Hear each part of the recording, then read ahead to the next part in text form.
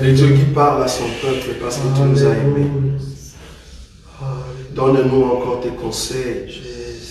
Nous sommes là pour t'écouter parler dans nos cœurs. Aucun homme ne semblable à toi quand le monde est emporté par des soucis. Cependant, nous, Seigneur, tu nous gardes fidèlement dans ta présence. Nous sommes fiers de porter ton nom. Parce que c'est toi qui nous guides. Merci Jésus.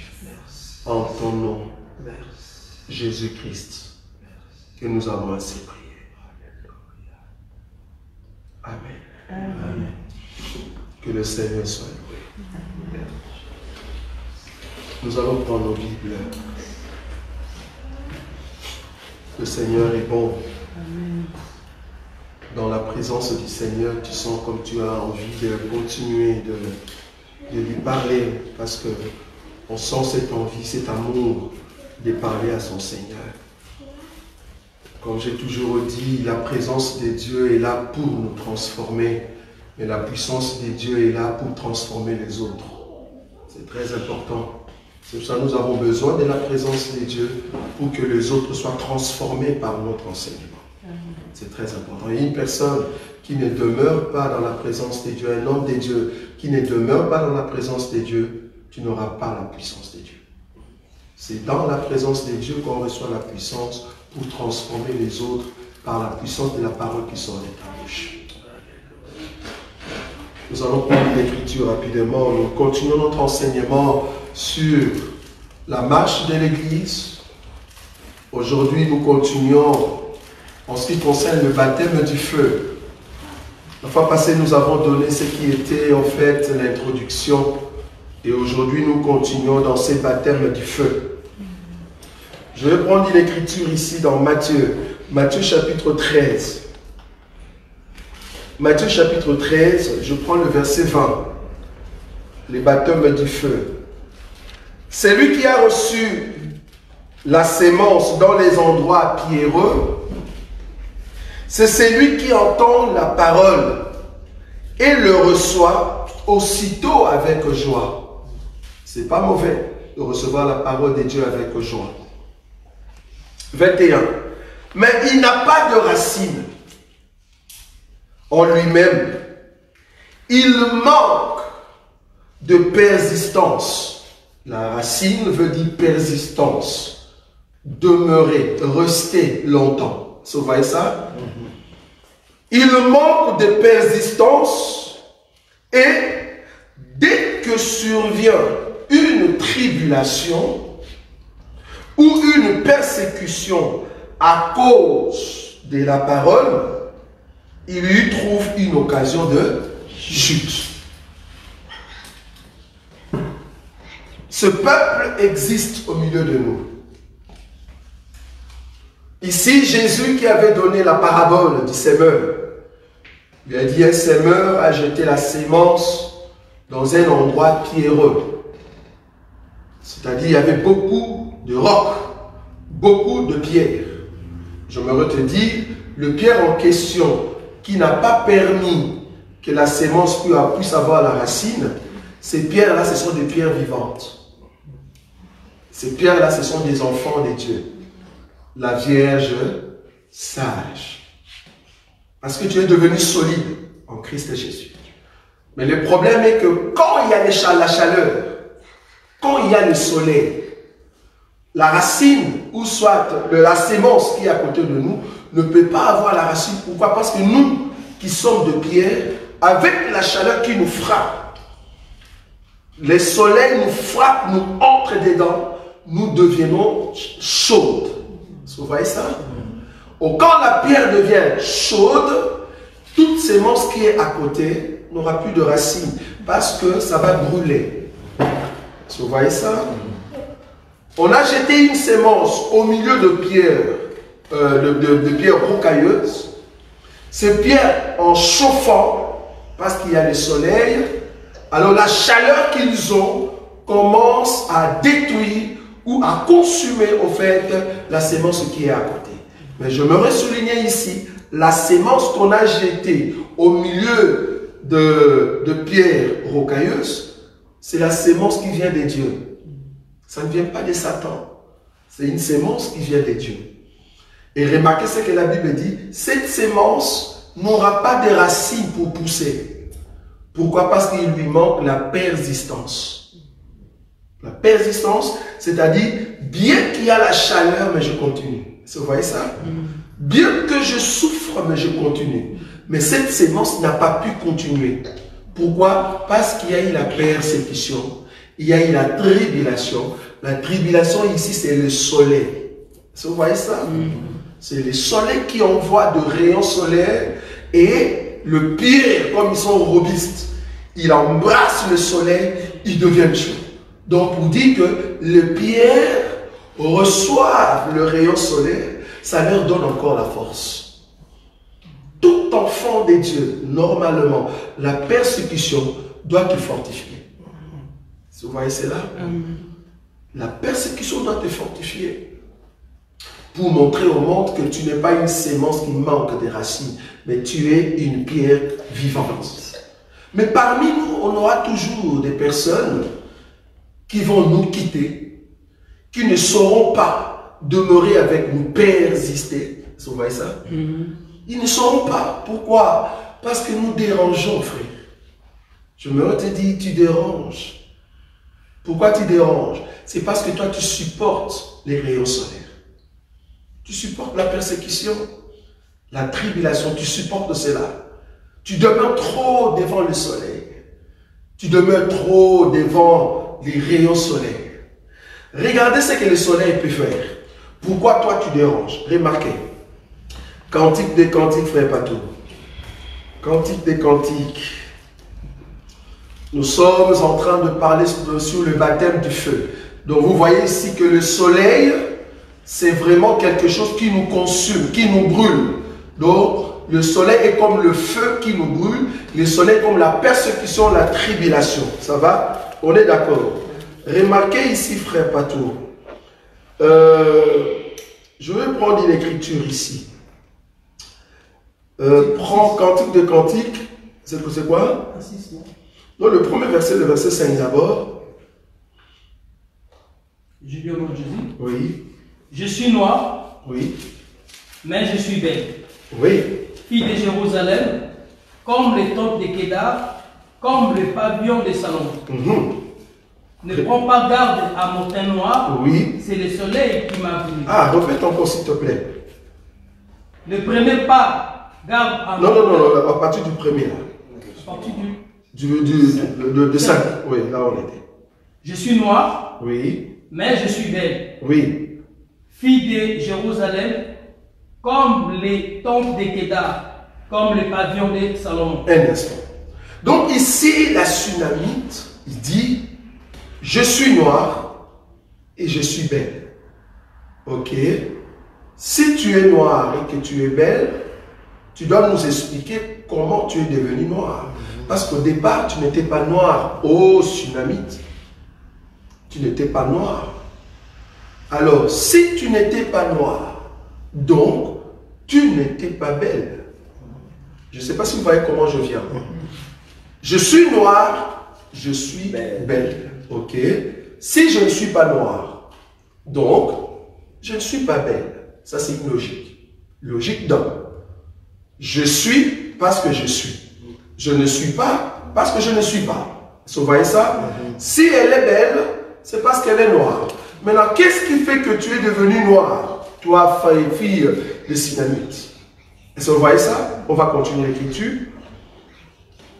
Ne prends pas garde à mon teint noir. Oui. C'est le soleil qui m'a brûlé. Dans ma version, on dit ne prenez pas garde. Chez toi, c'est comment? Ne prenez pas garde à mon teint noir. Ne prenez pas garde. C'est-à-dire, quand il dit ne prenez pas, il parle à un groupe de gens. Parce que quand il dit ne prends pas, c'est une personne. Mais ici, il parle à un groupe, à la foule. Oh foule, ne prenez pas garde à mon teint. Vous voyez? Donc, vous, la foule, moi, je ne suis pas comme vous. Vous voyez ça la différence? Vous, la foule, ne prenez pas garde à mon teint. Pas à notre teint, mon teint. Donc, comme je suis là, je suis différent de vous. Vous, vous avez une autre couleur. Mais moi, je suis noir. Et je suis sûr que je suis belle. Donc, vous autres, vous n'êtes pas, au fait, belle ou beau. Pourquoi? Parce que vous n'êtes pas noir. Maintenant, moi seul, je suis belle. Alors, il ne faut pas regarder cette couleur. Peut-être ça vous gêne. Vous critiquez, vous insultez, vous méprisez ma couleur. Vous voyez ça? C'est-à-dire, vous amenez la tribulation. Vous amenez la persécution contre moi. Mais ne prenez pas garde à ma couleur. Parce que cette couleur, en réalité, si ça ne dépendait que de moi, je ne pouvais pas l'avoir. Mais qu'est-ce qui a fait que je sois comme ça? Le verset 6. Remarquez. Ne prenez pas garde à mon teint noir. La deuxième partie, frère Patou. Les fils de ma mère. Ne prenez pas garde à mon teint noir. C'est le soleil qui m'a brûlé. C'est le soleil qui m'a brûlé. Donc, c'est une personne qui était venue devant le soleil. Ô soleil, je me laisse entre tes mains. Je ne veux pas rester dans la maison. Parce que dans la maison, j'aurai une autre couleur. Mais si je suis sorti au-devant de toi, je me laisse entre tes mains. Fais de moi ce que tu veux. Le soleil a dit, ok, comme tu veux que je fasse de toi ce que je veux te brûler. Et qu'est-ce que le soleil a fait? Le soleil a commencé à brûler cette femme. Brûler veut dire, les rayons soleil commencent à piquer sur sa peau. Très fort. Et ça fait mal. La chaleur commence à entrer sur sa peau, commence à brûler sa peau. Et une personne qui avait une autre couleur, cette personne est devenue noire. La couleur noire, c'est la conséquence, ou soit le résultat d'une personne qui est restée longtemps sous le soleil. En d'autres termes, toi le soleil, si je suis déjà noir et que je veux rester dans ta présence, il n'y aura plus une autre couleur que tu vas me donner. La dernière couleur que le soleil peut donner à une personne, c'est la couleur noire. La dernière couleur que le feu peut donner à un poisson, peut donner à un bois, peut donner à cette maison, à un tissu, c'est la couleur noire. En d'autres termes, une personne qui est déjà brûlée, qui va encore le brûler? Une personne qui est déjà brûlée, qui va encore le brûler? Si c'est Dieu lui-même qui nous a persécutés, si c'est Dieu lui-même qui nous a envoyés à la tribulation, vous voyez ça? Qui peut encore nous persécuter? Parce que c'est Dieu qui a permis cela. Donc je ne souffre pas. Parce qu'en réalité, moi qui suis une pierre, j'ai accepté déjà le soleil. Dieu m'a déjà brisé. Il m'a consommé, il m'a embrasé. Donc je n'ai plus, au fait, à me lamenter devant les hommes. Si le soleil lui-même m'a brûlé, lui qui est le soleil de la justice, il m'a déjà brûlé. Alors, je vais aller. Donc la persécution, c'est au fait notre vie. Toute personne qui ne veut pas accepter la persécution, le feu sur elle, cette personne fuit au fait Dieu. C'est ça Jonas. C'est ça Jonas. Tu ne peux pas fuir Dieu. Tu ne peux pas monter dans la présence du soleil si le soleil ne te donne pas sa couleur. Tu ne peux pas être belle si tu ne prends pas la couleur que le soleil te donne. Il faut que le soleil te donne sa couleur. C'est comme ça que le soleil va dire, voilà, tous ces gens ici, toutes ces personnes qui ont la couleur noire, c'est-à-dire ces gens-là, ils ont reçu le feu sur eux. Donc à partir d'aujourd'hui, ils font partie de mon peuple. Vous voyez ça? Je ne parle pas ici de la race. Je parle de la couleur noire comme étant le résultat d'une personne qui reste sous le soleil. Dans la révélation, cela veut dire toute personne qui s'approche de Dieu, vouloir ou pas, tu deviens comme Dieu. Parce qu'en réalité, Dieu est noir. Pourquoi? Parce que Dieu est embrasé de feu. C'est comme du charbon.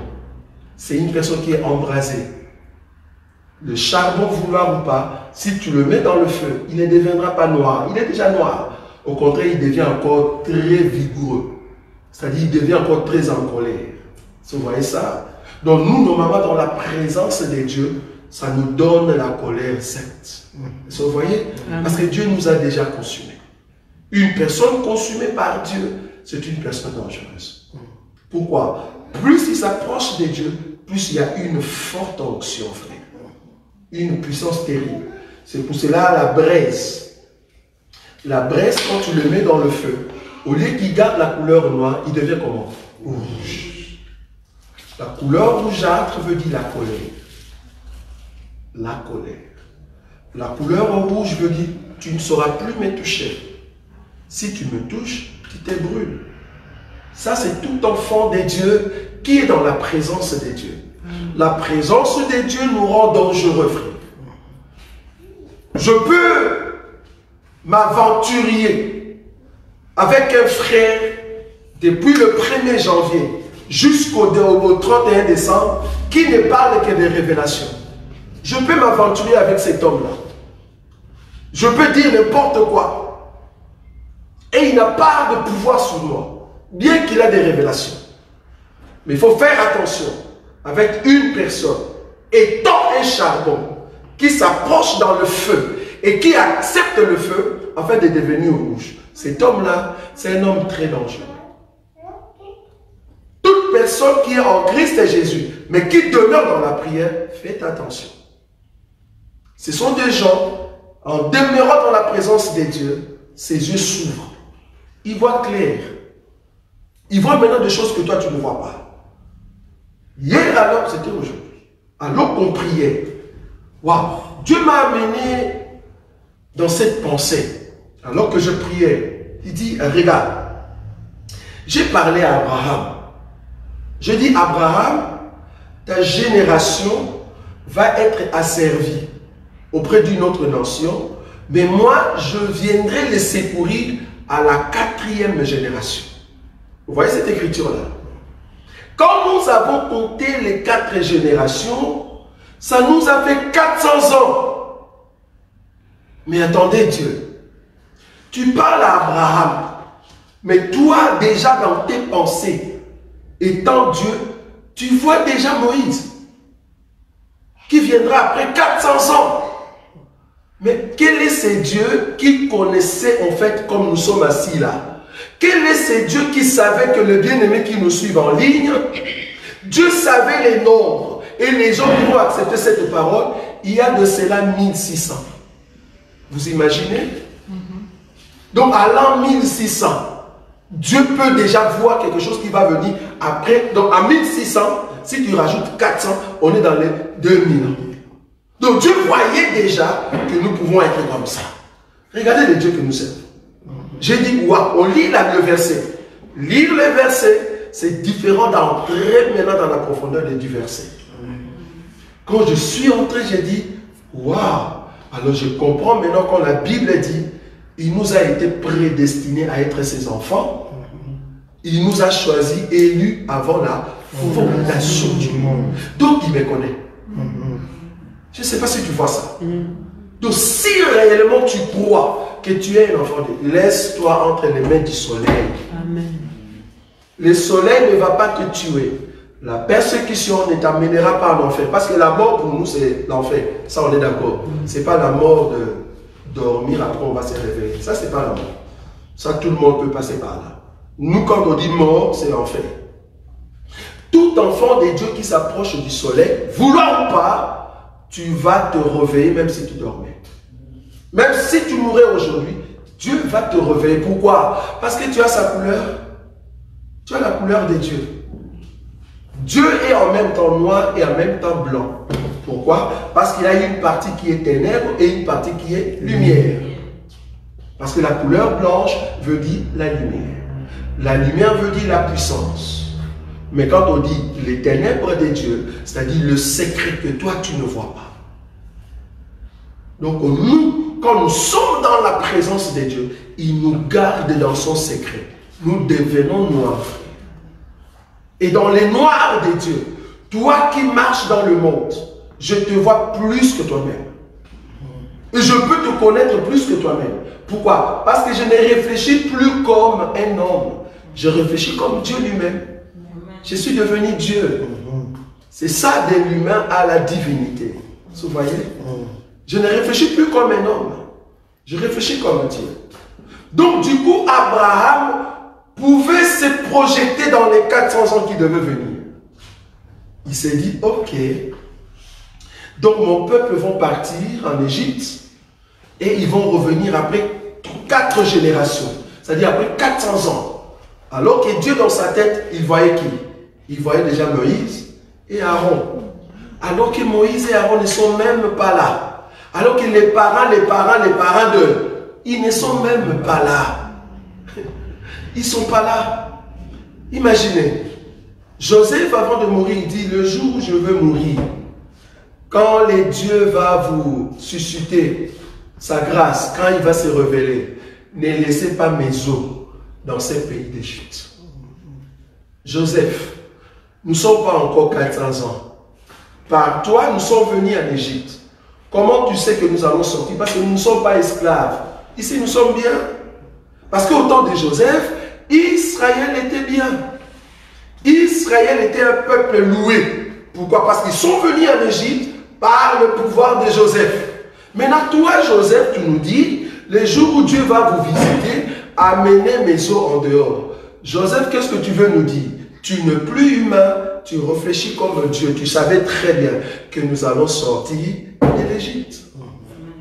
Ça, c'est réfléchir comme Dieu. La persécution nous aide à devenir comme Dieu. La persécution t'aide à monter dans la maturité. C'est très important. Je vais prendre encore une autre écriture. Donc là, nous avons vu que la femme, cette femme sunamite, elle a compris que si les autres peuvent se moquer, c'est parce qu'ils n'ont pas compris la grandeur de la couleur qu'elle portait sur elle. Cette couleur, c'était le soleil qui avait au fait donné cette couleur-là. Mais par contre, remarquez cette écriture avec moi. Je vais prendre Matthieu chapitre 5, frère Patou.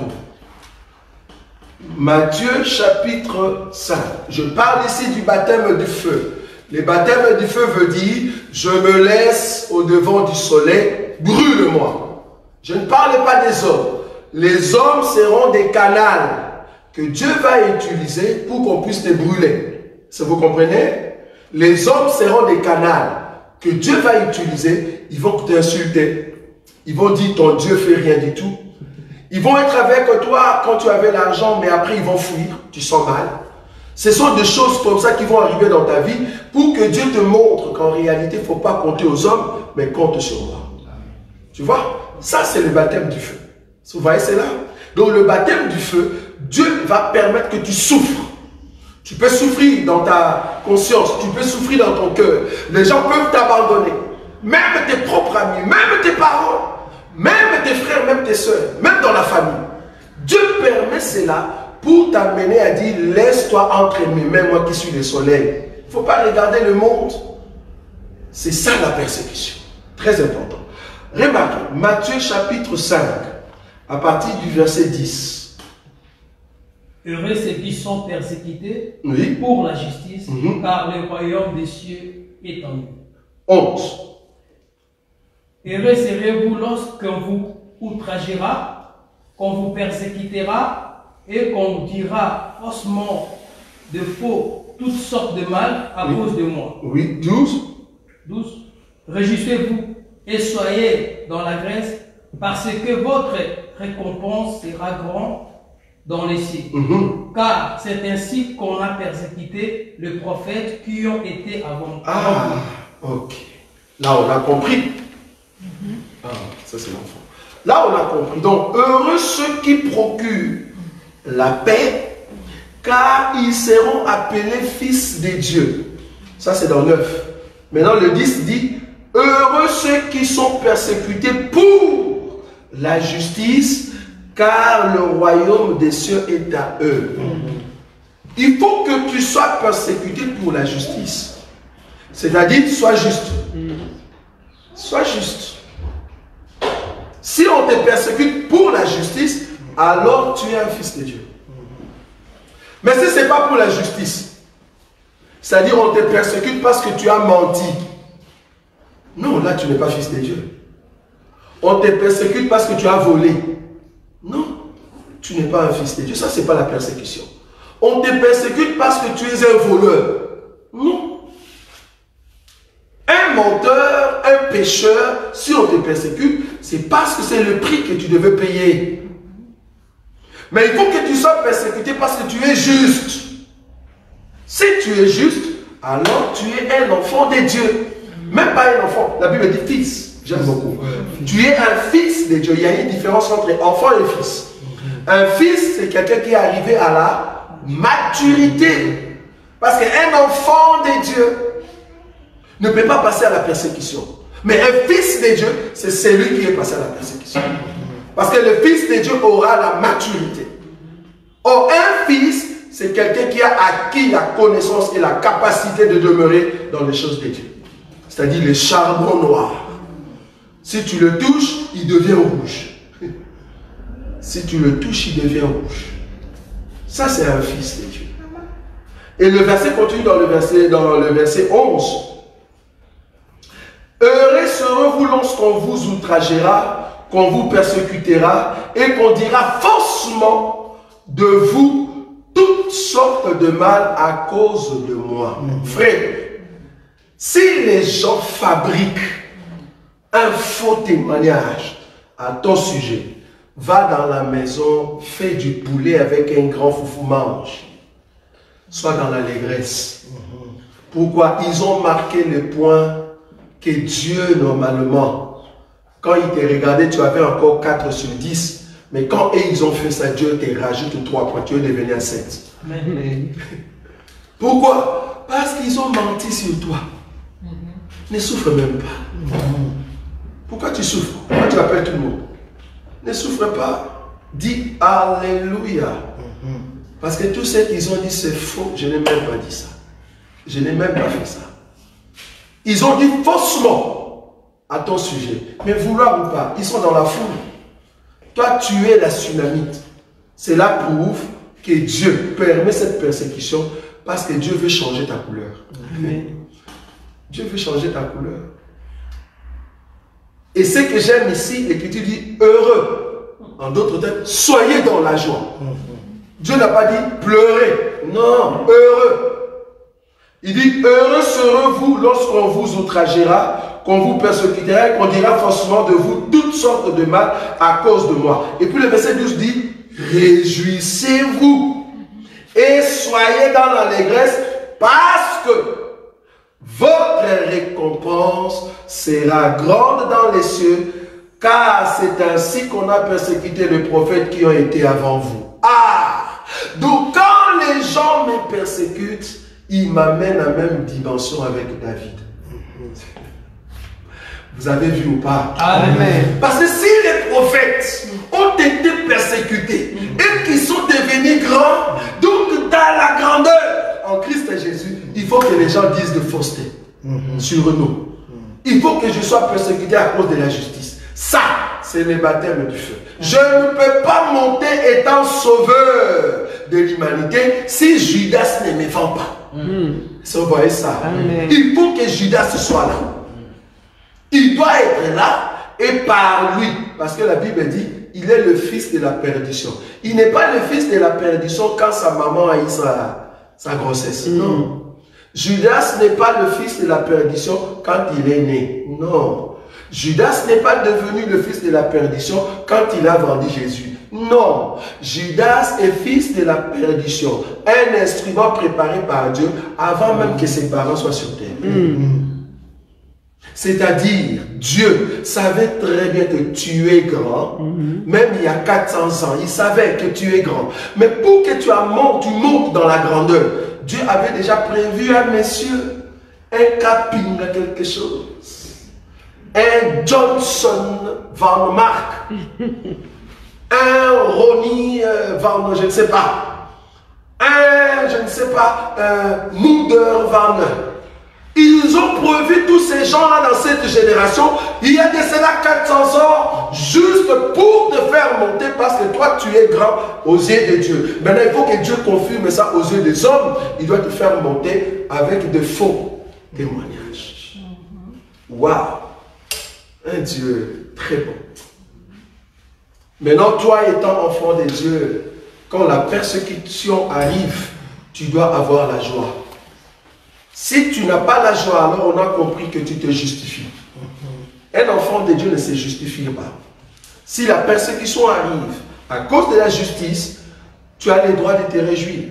Elle ne te justifie pas. La personne qui se justifie, c'est en fait le diable. Là où tu es tombé, reconnais et continue la marche. Mais si tu te justifies, c'est parce que tu veux garder ta personnalité. Ça, c'est trop dangereux. Donc, la persécution nous aide à monter. Réjouissez-vous parce que le royaume des cieux est à vous. Et votre récompense, on n'a pas dit vous aurez votre récompense. Non. Quand la Bible marque que votre récompense est grande, waouh! Donc, il y a des récompenses qui seront petites et des récompenses qui seront grandes. Dieu ne peut pas mentionner cela s'il n'y a pas de petites récompenses. Donc, il y a d'autres personnes qui auront des petites récompenses. Mais il y aura d'autres qui auront de grandes récompenses dans la présence de Dieu. Or, l'élément qui fait que tu puisses avoir la grande récompense, c'est la persécution. C'est la persécution. Tu dois être persécuté à cause de Jésus. Quand je dis à cause de Jésus, ce n'est pas parce que tu es chrétien, non. Tu dois être persécuté parce que tu mets en pratique la parole de Dieu et on te persécute. Amen. Quand tu mets la doctrine, tu respectes la doctrine. Beaucoup d'hommes n'aiment pas ça. Ils vont commencer à te déranger, à t'outrager, comme on dit. Vous voyez? C'est parce que tu possèdes Dieu. Tu possèdes la justice. Et Jésus le savait, il dit, waouh, disciples, heureux si on vous fait souffrir. Heureux. Vous imaginez. Parce que nous pouvons lire facilement. Hein? Remarquez. Je vais prendre Actes des Apôtres. Waouh, c'est grave. Je prends une écriture ici. Je suis dans le livre de Actes des Apôtres. Frère Patou, je vais prendre quelle écriture?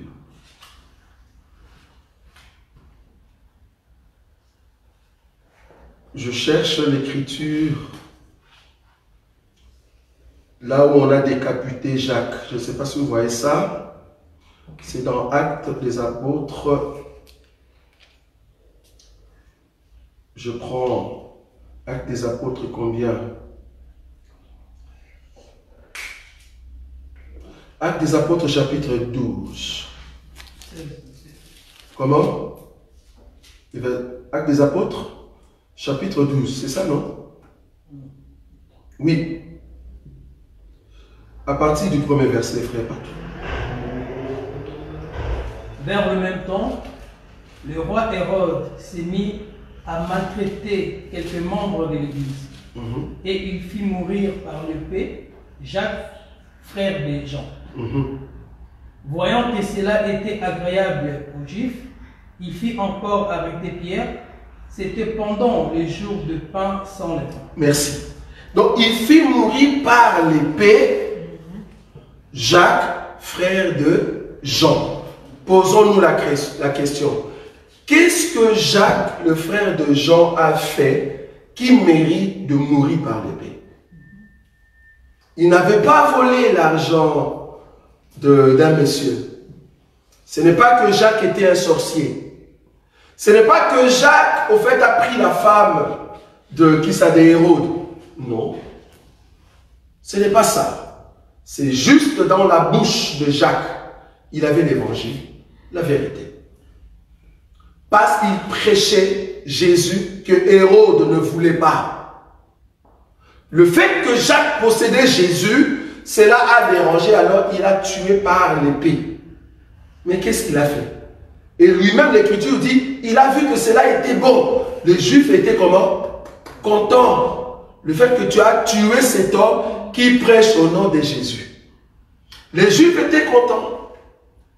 J'aimerais te dire, si Jacques sera grand, si Jacques va monter dans la grandeur, c'est parce qu'il a été tué à cause de Jésus. Si toi aussi tu seras grand, c'est parce qu'un jour, il faut que tu sois persécuté. C'est comme ça que tu vas monter dans la grandeur. La grandeur ne viendra pas sans la persécution. La persécution, c'est l'ascenseur qui t'amène à un niveau très élevé. Maintenant, il faut que Dieu te donne le cœur de supporter la persécution. Parce que ce n'est pas facile, je vous dis. Ça fait trop mal. Ça fait trop mal. Qu'on dise de toi, ah non, comme tu es là, tu es une personne, soi-disant un pasteur, tu es marié, mais tu as fait l'adultère avec telle soeur. Et d'ailleurs, on a des preuves. Ah bon? Vous avez des preuves. Ok. Moi-même, je vous donne la permission. Vous pouvez venir au devant de tout le monde montrer ces preuves-là. D'ailleurs, j'ai vendu ma voiture. Je suis prêt à mettre 20 000 € pour la personne qui me donnera la première preuve. Je vis un homme de Dieu qui a fait ça. Ils ont entendu les preuves. Il n'y en avait pas. C'était un coup monté parce qu'on voulait chuter cet homme-là. En réalité, ce n'était pas vrai. Mais ce que j'aime dans la vie d'un enfant de Dieu, quand la persécution arrive, un bon enfant de Dieu, tu dois toujours rentrer auprès du Père. Parce que notre persécution, ce n'est pas un homme. L'homme, c'est le canal que le Père a utilisé pour me faire monter. Donc, ce que moi, je dois faire, je dois aller chercher le Père.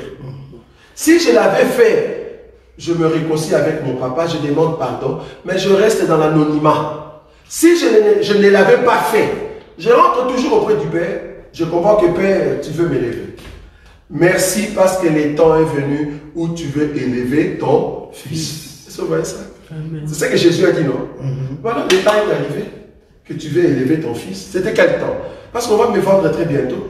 Je suis à Jérusalem, on va me vendre, ils vont passer par celui qui est à côté de moi. Pas une personne du dehors. Parce que la meilleure persécution, une persécution qui réussit, une persécution bien réglée, bien ciblée, il faut que ça soit une personne qui est à côté de toi. Ça ne rate pas.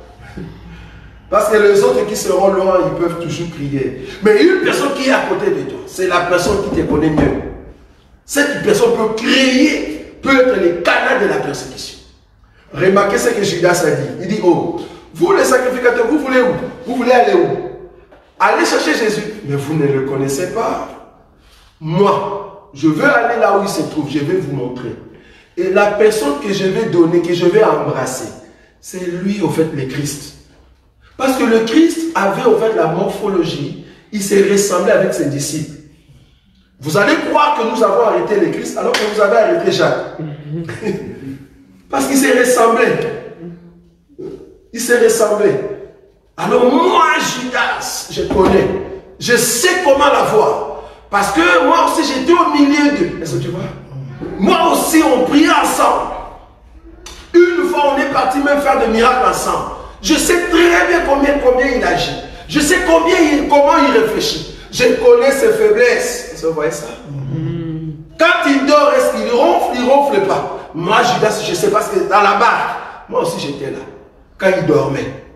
À un moment, il s'est réveillé et puis il a dit au vent, moi je les connais, vous les sacrificateurs, vous ne les connaissez pas.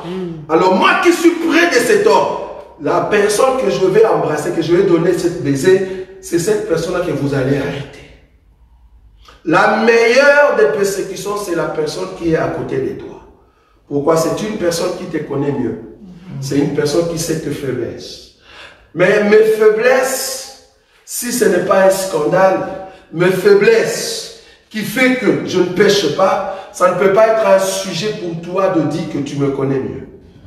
Tu me connais mieux dans mes faiblesses, mais tu ne me connais pas quand j'entre dans la présence du soleil et que la braise que je suis, je deviens rouge. Tu me connais quand je suis noir, mais quand le feu est sur moi, ça tu n'as jamais expérimenté. Ça c'était le problème de Judas. Il a vu Jésus faire des miracles. Judas a dit, moi aussi je le fais. Il nous a envoyé, moi aussi je le fais. Donc ce qu'il fait là, moi aussi je le fais. Mais il n'a jamais vu Jésus entrer dans la mort et sortir. Ça, Judas n'a pas vu ça. Le pouvoir de mourir et de ressusciter, ça, il ne le verra pas. Vous voyez? Cette dimension-là, de l'onction, de la puissance, de mourir et de ressusciter, Judas n'a pas vu ça. C'est pour cela. Toute personne qui est tout autour de toi, dis-toi, il ne te connaît pas mieux. Amen. Non. Parce que le jour où nos ennemis, nos bien-aimés qui sont tout autour de nous, vont nous connaître mieux, c'est-à-dire qu'ils ne sont plus en Christ Jésus. Parce que le Saint-Esprit en nous, nous vivons dans le multisystème. Nous sommes dans les multicouleurs. Aujourd'hui, je peux être bleu, fais attention. Dans 2 ans, je serai rouge. Pourquoi? Parce que le Saint-Esprit va m'amener de mieux en mieux. Amen. Et ça, vous voyez, une persécution qui arrive, j'étais au niveau 2. Quand tu viendras me voir, je ne suis plus au niveau 2, frère. Parce que la persécution m'a amené au niveau 5. Je ne suis plus au 2.